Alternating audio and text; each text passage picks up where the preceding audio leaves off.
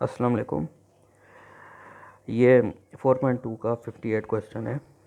Exercise 4.2 58 question. ये उसका function है। वाई इंटरसेप्ट ले हम सबसे पहले लेंगे तो उसमें x ज़ीरो हो जाता है। जब हम ये x ज़ीरो है और जब इस की वैल्यू हम इसमें इंटर करेंगे तो हमें y ज़ीरो मिलेगा। इसकी वजह से कोऑर्डिनेट्स ये बन जाएंगे। फिर जब x इंटरसेप्ट लेंगे तो उसमें y ज़ीरो होता है।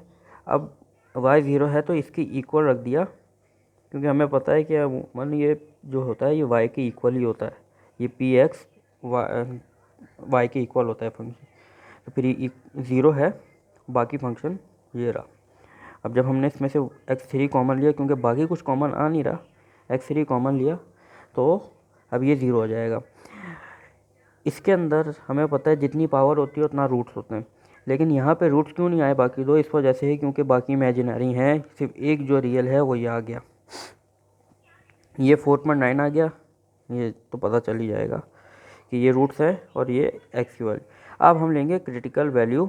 ये पहले बता दूं, ये दोनों कोऑर्डिनेट्स हैं, एक इसका और एक इसका, जिसमें एक्स ये है और वाई की पावर ये है। सॉरी, एक्स ये अपना अलग से कोऑर्डिनेट है, ये दोनों, ये एक कोऑर्डिनेट है और ये एक कोऑर्डिनेट है। ठीक हो गया। अब फॉर क्रिटिकल, ये पी है। क्रिटिकल पॉइंट निकालने के लिए हमें फंक्शन का डिफरेंशिएशन लेना पड़ता है और उसके बाद उसको ज़ीरो से इक्वेट करना पड़ता है। तो पहले हमने डिफरेंशिएशन लिया, तो ये देखें अगर पावर रूल लगाएं तो 3 4 12 हो जाता है और 3 -1 हो जाएगा, पावर -1 हो जाती है। तो यही हुआ 3 4 12 और x की पावर -1 होने से 2 हो गई। यहाँ पे भी यही है, 4 9 36 और x की पावर 3 हो जाएगी, -1 हो जाएगा यहाँ पे, यही हुआ 36। अब इस तरह चलो तो अब कॉमन आ सकता है, यहाँ पे 12 कॉमन आएगा, 3 हो जाएगा, एक 0 हो जाएगा ये, और दूसरे के अंदर ये आ जाएगा। सही हो गया। ये x दोनों के कोऑर्डिनेट्स आ गए। ये मैंने, अच्छा कोऑर्डिनेट्स कैसे आए, ये वाला क्वेश्चन लेंगे हम x और ये इसमें एंटर करेंगे पहले फंक्शन के अंदर। इसी तरह ये लेंगे और ये पहले वाले फंक्शन के अंदर इंटर करेंगे जो मैंने यहाँ किया, क्योंकि ज़ीरो के लिए तो ज़रूरत नहीं थी, क्योंकि वैसे ही ज़ीरो आ गया, दोनों x हैं तो ज़ीरो हो जाएगा। यहाँ पे y की वैल्यू आएगी। सही है। अब बिहेवियर ऑफ क्रिटिकल पॉइंट, पहले क्रिटिकल पॉइंट निकाल लिए थे, अब बिहेवियर निकालना है। तो इसके अंदर डिफरेंशिएशन 2 बार करना पड़ता है, तो वही किया है। जब हम डिफरेंशिएट करेंगे वहाँ पीछे 12 था और 12 का स्क्वायर हो गया, यहाँ पे मल्टीप्लाई हो गया 2 से, और ये पावर रूट की वजह से -1 आ गया, तो -1 हुआ, 1 आ जाएगा, और यहाँ पे 2 होगा और ये मल्टीप्लाई होगा 3 से, तो 108 आ जाएगा, 108 आ जाएगा जो यहाँ पे हुआ है। फिर हमने मैक्सिमा और मिनिमा निकालना है, तो हमने वही कोऑर्डिनेट्स जो हमने ये निकाले हुए थे, ये निकाले हुए दोनों एक्स, अब उसमें इंटर करना शुरू करते हैं हम इसके फंक्शन, ये डबल डिफरेंशिएटिव फंक्शंस के अंदर। तो हमें एक 0 मिला और एक हमें मतलब ये निकालना है कि ये इनकी ये साइन क्या है।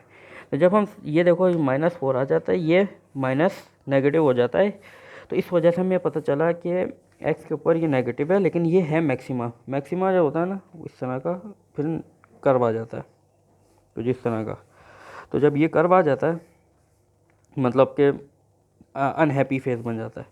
अनहैप्पी फेस बनने के बाद खैर, और ज़ीरो तो न्यूट्रल होता है, इसलिए इस पर कुछ तो लगाया ही नहीं हमने, कोई फंक्शन नहीं लगा, कोई साइन नहीं लगाया। और इन्फ्लेक्शन पॉइंट, अब इन्फ्लेक्शन पॉइंट निकालना है तो हमें इसको 0 से इक्वेट भी करना होगा।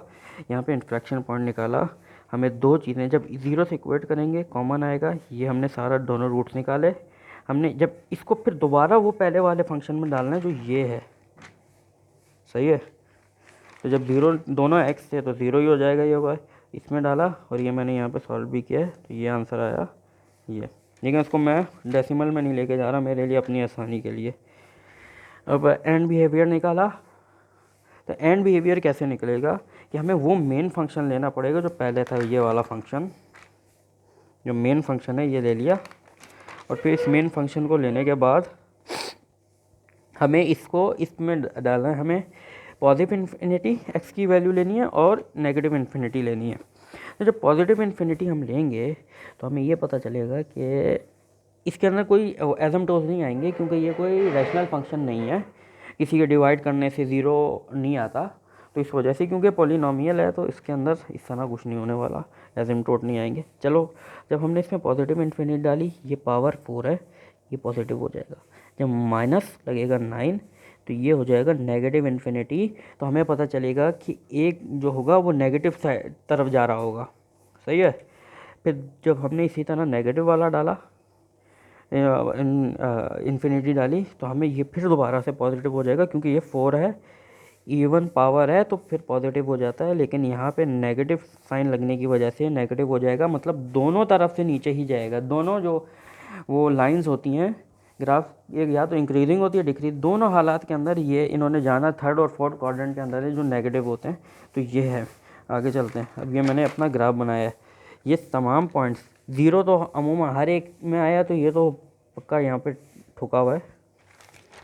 ये देखें, ये 13, 27, 127, ये लगा हुआ 13, 1, क्योंकि मैं पहले ग्राफ छोटा छोटा बना रहा था, इसलिए मुझे मिटाना पड़ा यहाँ पे। लेकिन मुझे अब अंदाज़ा हुआ कि ये बड़ा ग्राफ बनाना चाहिए था, तो इसलिए मैंने अब इसको बहुत बड़ी वैल्यू नहीं ली, मैंने छोटी छोटी वैल्यू 1 और ये 1, 0.5 और इस तरह की कोई वैल्यू मैंने ले ली थी कि ये बन जाए। ये 0.4 है, ये 0.3 है, ये 0.2 है, फिर अगला पॉइंट ये 4 और ये कोऑर्डिनेट से, तो जो ये बन गई, ये रहा 4, वो था वो जब पहले दिखाया था ये उसका, और ये वाला पॉइंट जो है बनता है इसका, क्या नाम है, ये रहा, नज़र आ। तो बस फिर ये बना दिया यहाँ पे, और ये सारा इस तरह का एक ग्राफ बनता है। और वो जो नेगेटिव दोनों तरफ जा रहे थे, देखो दोनों लाइनें नेगेटिव की तरफ जा रही हैं, इस वजह से यही चीज़ है। तो ये इस तरह होना था। शुक्रिया, थैंक यू वेरी मच।